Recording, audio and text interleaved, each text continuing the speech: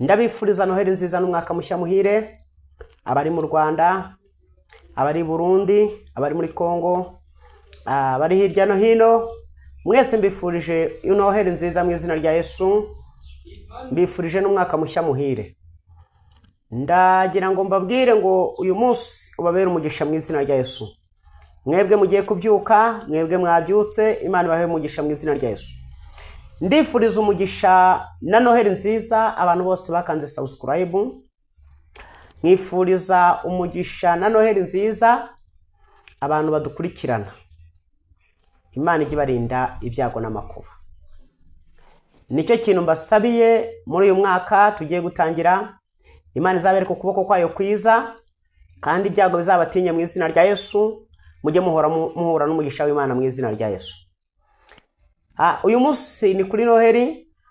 Nta byinshi byo kuvuga, ndi gushimira abantu twabanye kuva ino channel Pokea TV yashingwa igiye kumara imaze ukwezi n'utusi natungahe tutaragera mu minsi nk'itanu, ariko nshimiye umuntu wese wakanze subscribe.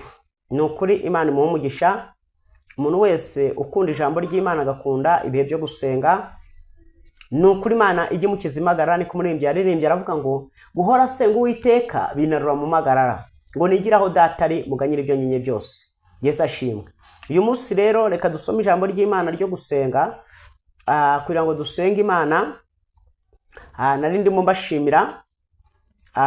Tuzakomeza umunsi w'ejo. Nari ndimo mbashimira. Uyu munsi no guterana, biravuga ntimukirengagize guterana kwera. Ubwo rero arabagiye guterana Imana bamugisha, arabatabonetse, ariko wowe utabonetse wari ufite ku mutima nawe Imana ikwandike uyu munsi gumugisha mu izina rya Yesu Kristo. Adusome ijambo ry'Imana riri mu Matayo igice ni cya 2. Turahera ku murongo wa 2 tugeze hepfo. Haranditse ngo umwami w'Abayuda wavutse ari hehe, ko twabonye inyenyeri ye turi iburasirazuba, none tukaba tuje kumuramya. Umwami Herodi abyumvise ahagarika umutima n'ab'i Yerusalemu bose, ateranya abatambyi bakuru n'abanditsi bose b'ubwo bwoko, arababaza aho Kristo azavukira hariho. Bati ni Betelehemu mu gihugu cya Yudaya, niko byanditswe n'umuhanuzi ngo nawe Betelehemu wo mu gihugu cya Yuda, ntukuri nturi muto mu midugudu ikomeye ya Yuda. Imana itugirire neza mu izina rya Yesu. Haleluya. Uyu ni Yesu wari wavutse. Uyu ni Yesu wari waje mu isi, ariko icyari cyamuzanye kwari ugucungura. Haleluya.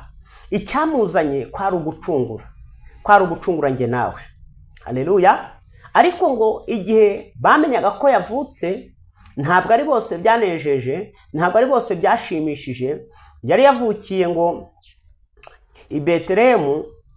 Haleluya. Bamuryamisha mu muvure.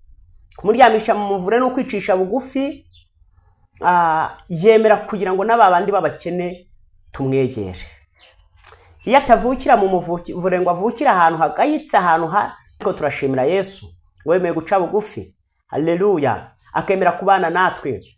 Bibiliya itubwira abanyabwenge bajyanye ibihumura neza, bajyanye amaturo, bajya kumushaka. Haleluya. Abo bose bashakaga Yesu.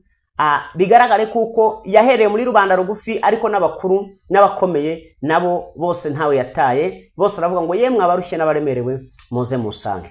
Haleluya. Yesu turamushimira wavutse. Yesu waje kuducungura. Turamushimira mu izina rya Yesu Kristo.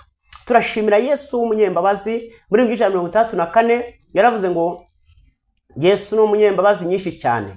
Haleluya. Kandi niweho yaje ashaka, ninjye yaje ashaka. Ndagira ngo nkubwire ngo rero uyu munsi umwakire mu izina rya Yesu Kristo. Uyu munsi umwakire mu mutima wawe. Nubwo ijambo litubwiye ngo haleluya haleluya, ngo Herode akimara kumva ko havutse umwami, haleluya, ntabwo byigeze bimunezeza, ntabwo byigeze bimushimisha. ahubwo ngo yashyizeho abatambyi bakoresha inama, arababwira ati niwujye kushakira uwo muntu wavutse, uwo mwami Yesu, nanjye nzajye kumuramya, nzajye kumutura amaturo. Ariko ntabwo aricyo yashakaga, kuko Bibiliya itubwira muri kino gice n'ubundi ukuntu bamaze gutanga inyenyeri zabajyaga imbere. Iyo nyenyeri zabajyaga imbere zajyaga kubereka umwami Yesu. Haleluya. Amenya amakuru rero, afata abanyabwenge, aravuga ati muzagende izo nyenyeri zibajya imbere, namwe muzajye kumureba. Haleluya. Ariko nta kindi bashakaga, ngo Herode we yashakaga kugira ngo azagira ute azamwice. Abonye ko bitagishobotse rero, abonye ko bitagikunze, haleluya, abona kuko nubwo bidakunze ariko afite ubundi buryo. Aravuga ati ubwo bidakunze rero icyo gukora niki, nimwica abana b'abahungu bose batarengeje imyaka ingahe, imyaka 2. Kuko yumvaga kuko amaherezo yenda niba arumvaga ruzamusimbura ku ngoma, ariko avuga ngo mubice bose kugira ngo arebe ko uwo mwana yamwiciramo. Ariko ntabwo byari gukunda. Yesu ntabwo apfa.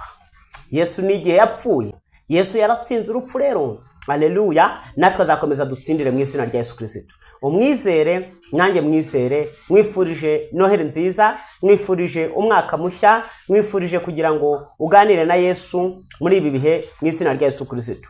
Haleluya. Aho uri hose, igihugu cyose urimo, musabiye umugisha wa Yesu, musabiye umugisha uva ku Mana mu izina rya Yesu. Reka dusenge Imana dushimira, Imana ibaha umugisha. Mana Data, turagushimye, tugushimiye neza n'imbabazi, tugushimiye urukundo rwawe, tugushimiye ko ari wowe waje kuducungura, tugushimiye ko ari wowe waje tutakuzi, ariko wowe wari utuzi, wemera kuza kwambara Data wa twese, wemera kubambwa ku musaraba, wemera gushinyagurirwa, wemera gutukwa n'abantu. Ariko Data, haleluya, haleluya, icyo washakaga wakigezeho. Turagushimye, tugushimiye ko wagize neza. Twifurije abantu bose umugisha, bakwakiriye bakamenya kuko uri umwami n'umukiza. Uyu munsi bakamenya ko ari umunsi w'umugisha, bakamenya ko umunsi ari umunsi wo kwirinda icyaha, umuntu akirinda ikibi mu izina rya Yesu Kristo. Ahubwo akaba ari umunsi wo kwakira ubuntu watugiriye, uza kuvukira mu isi kugira ngo ucungure umuntu wese. Turagushimye rero, turaguhimbaje, tunejejwe n'ibyo wakoze. Umuntu wese umurinde, abagiye kubyuka ubarinde, ababyutse ubarinde mu izina rya Yesu. Komeza urinde abantu bawe, turakwizeye, turakwiringiye. Komeza utange umugisha muri byose, none n'iteka ryose Yesu. Amen. Yesu abaha umugisha, mugire umunsi mwiza mu izina rya Yesu Kristo.